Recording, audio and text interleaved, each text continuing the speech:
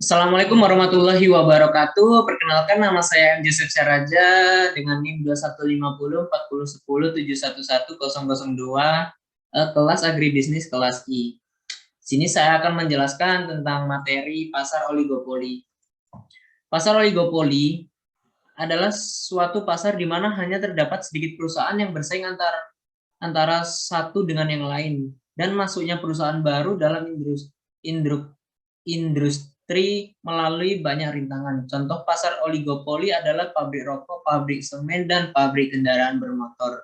Ciri-ciri pasar oligopoli yaitu menghasilkan barang standar dan barang dengan jenis beragam.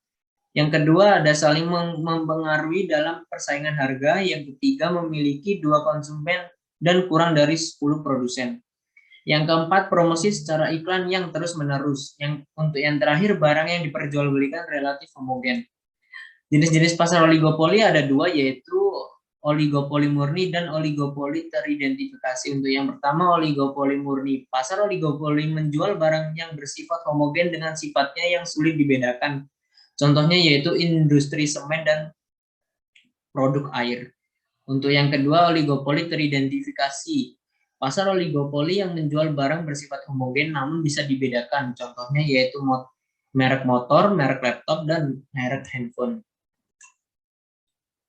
Kurva pasar oligopoli ada tiga, yaitu kurva permintaan, kurva MR dalam oligopoli, kurva keseimbangan perusahaan. Untuk yang pertama, kurva permintaan. Kurva permintaan yang dihadapi oleh sebuah perusahaan oligopoli di mana perusahaan lain akan ikut menurunkan harga lebih rendah untuk mempertahankan bagian di pasar.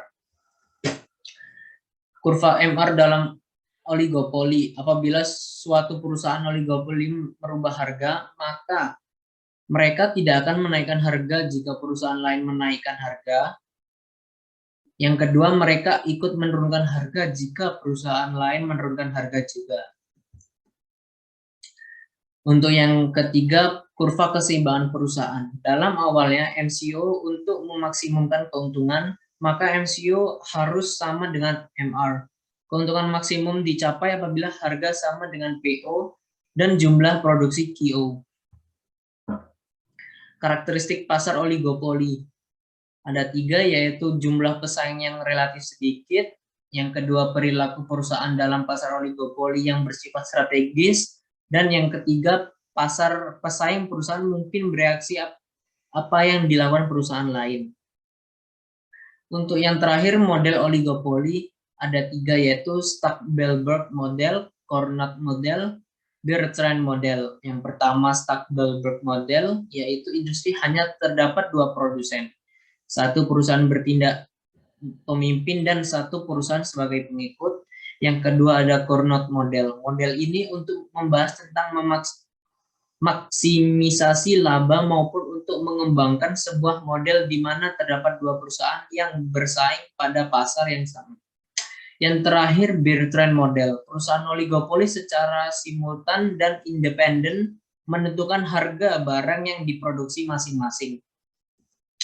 Sekian dari saya. Wassalamualaikum warahmatullahi wabarakatuh.